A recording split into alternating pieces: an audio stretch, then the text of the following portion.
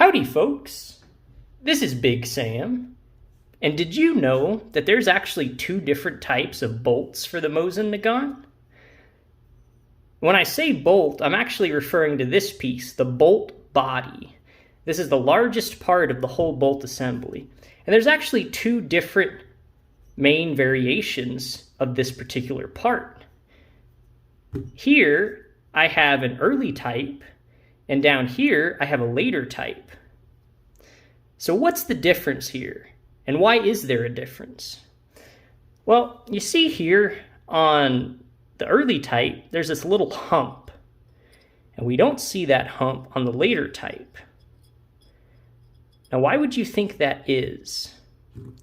Well, you see, around 1935, in the Soviet Union, a whole number of changes were proposed to the production of the Mosin Nagant in order to optimize the efficiency of production. One of those changes was to the bolt body itself. You see, up until 1935, this whole section, this whole bolt body was one piece, one ginormous piece of steel. And the way you would make this is you'd have probably a big rectangular chunk of steel here, and you would have to mill it all out. Now think of how much excess waste you would have doing that. You would probably be throwing away at least as much, if not more, metal than you're keeping. Now that kind of waste is simply intolerable, and someone was probably sent to the gulag over that, unfortunately. Well, in order to remedy that, what they proposed in 1935 was actually making this whole bolt body in two separate parts. We have the main bolt body and the stem itself. And the way this was actually introduced was this piece was milled out, or with a lathe or some type of instrument like that. And then this piece, the stem, was attached to it.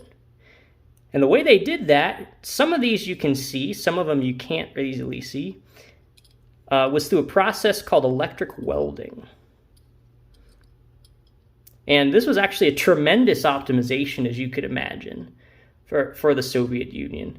And it was actually a really good idea they did this, because just around 6 years later, after this was proposed, was the start of World War II for the Soviet Union.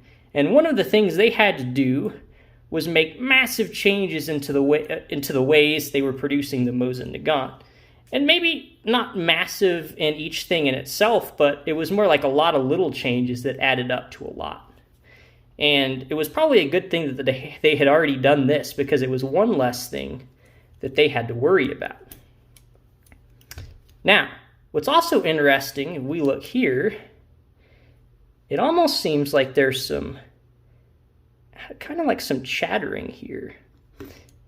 Now, most likely the way the stem was produced was they took one big piece and they put it in a lathe and just lathed it down here. If we look at a later bolt, we can see here, sometimes your Mosin Nagant will have this little hole right here at the end of the bolt handle. Why does it have that? Well, what this was probably for was to put it in some sort of holding mechanism that could hold this while it's being lathed down. And that's probably why we see this. Sometimes you look here, you might be able to see traces of welding marks here, it'll look like. What that could be is them just attempting to make this flush. But I mean, in wartime, if you're having to, improve your production capabilities and your speed, why even bother? I think that's a really good question, which may be why we still see these holes exposed on a lot of bolts today. So that's kind of the main differences of these. So what we're going to do now is take a look at some early types and then compare them with some later types. So starting out here, we have a really old Mosin Nagant bolt. The way we know this is by this little mark right here. This particular bolt body was produced by the Châtellerault arsenal in France. So this is a very old bolt body. This particular one, because it was made by this arsenal, we know that it was produced during or before 1895. What's interesting is it actually looks pretty similar to this guy down here. This guy is, by this arrow we can tell, this was made by the Izhevsk arsenal after 1928.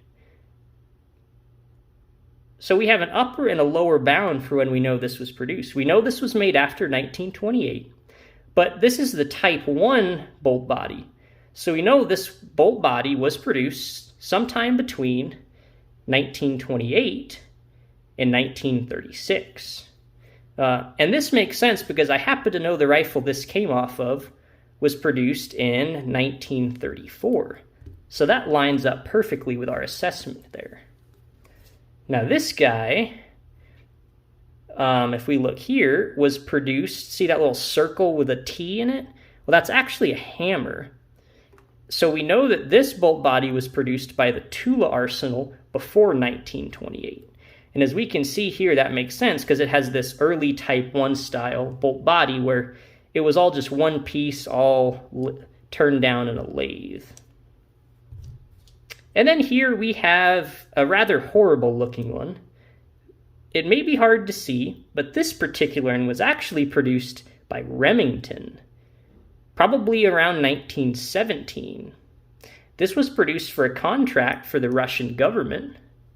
And as we can see here, it's our Type 1 style as well.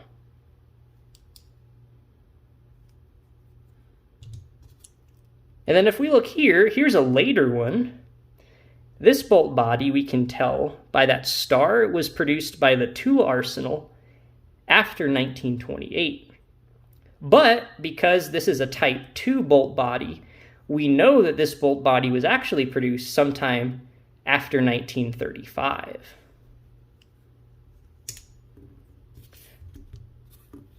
So hopefully this gives you all a little bit better understanding of what to look for. It's little interesting tidbits like this that can help us better determine the age of these parts, which is really interesting. So if you have a Mosin Nagant, be sure to take a closer look at the bolt to see if it's a Type 1 or a Type 2. And if it's a Type 1, maybe you have this little hole right here, or a Type 2, excuse me, has this little hole right here, which was probably, again, because they put this in a lathe and were holding it and then just turned the rest of it down. Here, the rest of the stem. So thanks for watching, guys. I hope you enjoyed the video and maybe you learned something. Please stay tuned if you're interested in more Mosin Nagant content. Let me know if y'all have any prayer requests, and I'll see you next time.